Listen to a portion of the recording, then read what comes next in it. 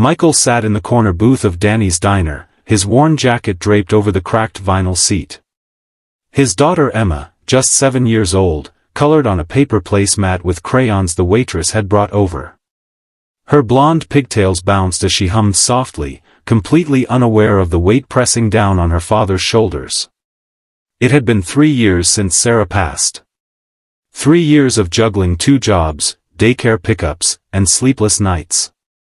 3 years of trying to be both mom and dad, never quite feeling like he was enough of either. Tonight was supposed to be special. Emma had asked for weeks if they could go out to eat, just like they used to when Mommy was alive. Michael had finally saved enough from his second job at the warehouse to make it happen. $42. That's what he had in his wallet. The waitress approached their table. Her name tag read, Gloria, and her warm smile reminded Michael of his own mother. She pulled out a small notepad, pen ready. "What can I get you folks tonight?" she asked cheerfully. Emma's eyes lit up as she looked at the plastic menu.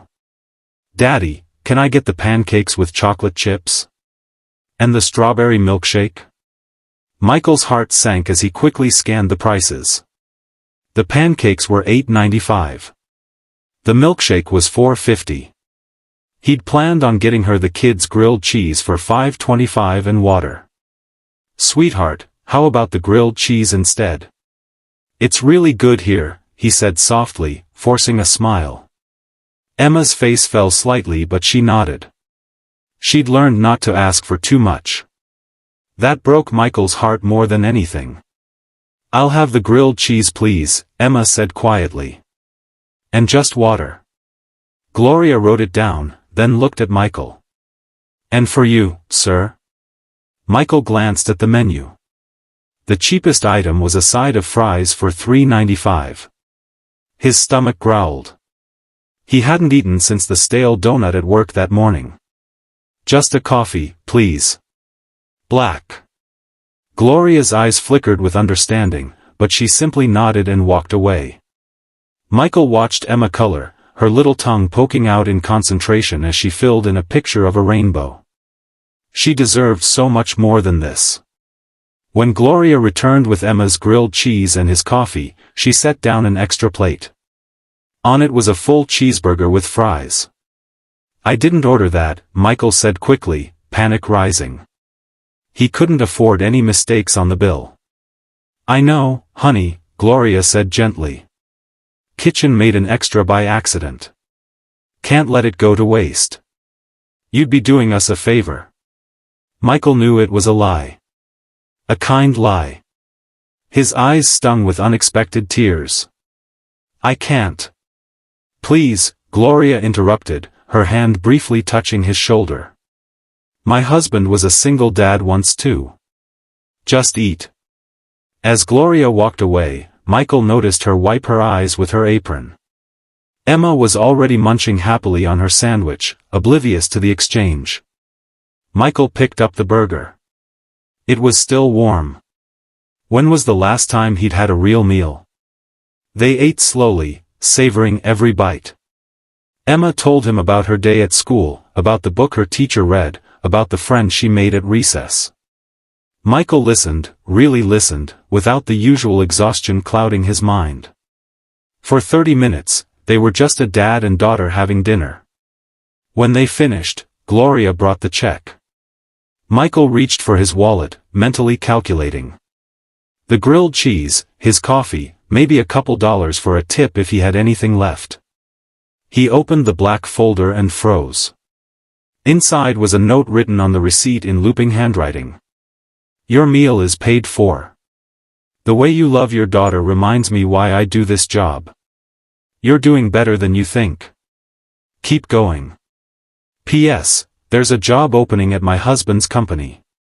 He owns Thompson Construction. They pay $15 more than most places and the insurance is good. Call him tomorrow. His number is below. Tell him Gloria sent you." Below the note was a phone number. And the receipt showed a balance of $0. Michael's hands shook as he read it again. $15 more an hour. Insurance. That could mean Emma could do soccer like she'd been asking. That could mean he could fix the heat in their apartment.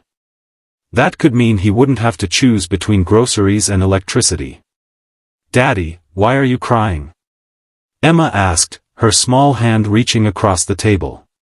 Michael wiped his eyes quickly and smiled, a real smile this time. "Happy tears, baby. Just happy tears." He looked around for Gloria, but she disappeared into the kitchen. He left the entire $42 on the table as a tip and walked to the register where a young man was working. "Is Gloria here?" "I need to thank her," Michael said. The young man looked confused. "Gloria? Sir, there's no one here by that name." "Are you sure?" Michael's brow furrowed.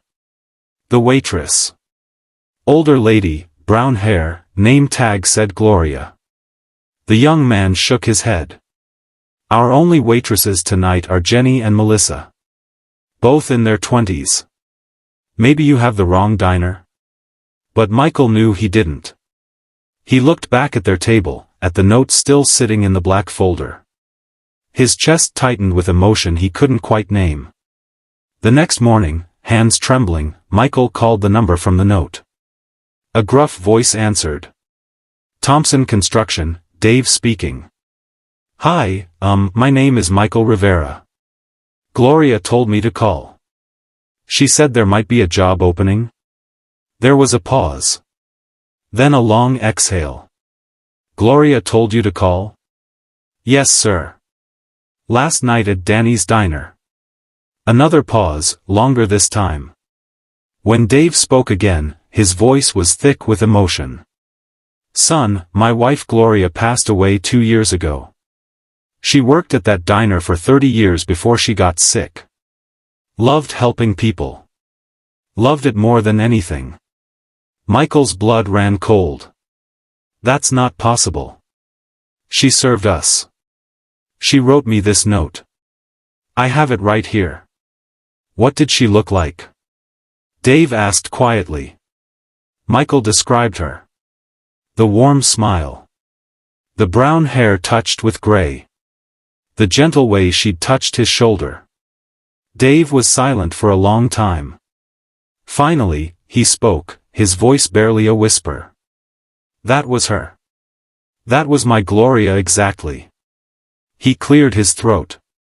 "She always said she'd find a way to keep helping people even after she was gone. I didn't believe in that kind of thing until now." "I don't understand," Michael whispered. "Neither do I, son. But I do know this. If Gloria sent you to me, then you're supposed to be here. Can you start Monday? 15 an hour more than standard, full benefits, and we work around family schedules. I don't question my wife, even now." Michael's legs nearly gave out. "Yes. Yes, sir. Thank you." "Thank Gloria," Dave said. "Somehow, thank her." That Monday, Michael started at Thompson Construction. The pay was exactly as promised. The insurance kicked in after 30 days. For the first time in 3 years, he could breathe. 3 months later, Michael and Emma returned to Danny's diner. He had to see it again, had to understand. They sat in the same booth. A young waitress named Jenny took their order. "Jenny, did anyone named Gloria ever work here?" Michael asked. Jenny's eyes widened. "You've seen her too?" "Too?" Jenny nodded and lowered her voice. "She shows up sometimes. Always when someone really needs help. The owner says she's been seen a dozen times since she passed. Always wearing her old uniform. Always leaving notes. Always changing lives." Jenny smiled. "Some people say this place is haunted. I think it's blessed." That night, as Michael tucked Emma into bed in their new apartment, the one with working heat and enough bedrooms, she asked him a question. "Daddy, do you think Mommy sent that nice lady to help us?" Michael thought about Gloria. About the impossible kindness of strangers. About the way the universe sometimes catches you right before you fall. Yeah, baby, he whispered, kissing her forehead. I think she did. He walked to the kitchen and taped Gloria's note to the refrigerator. Some nights, when the weight of the world felt too heavy, he'd read it again. You're doing better than you think. Keep going. And he did. Every single day, he kept going. Because sometimes, when you can't afford a full meal, the universe sends you exactly what you need. Sometimes it comes in the form of a stranger's note. Sometimes it comes from someone who isn't quite a stranger at all. And sometimes, just sometimes, love doesn't end when life does. It just finds new ways to reach the people who need it most. Michael never saw Gloria again. But he never stopped looking for ways to be her for someone else.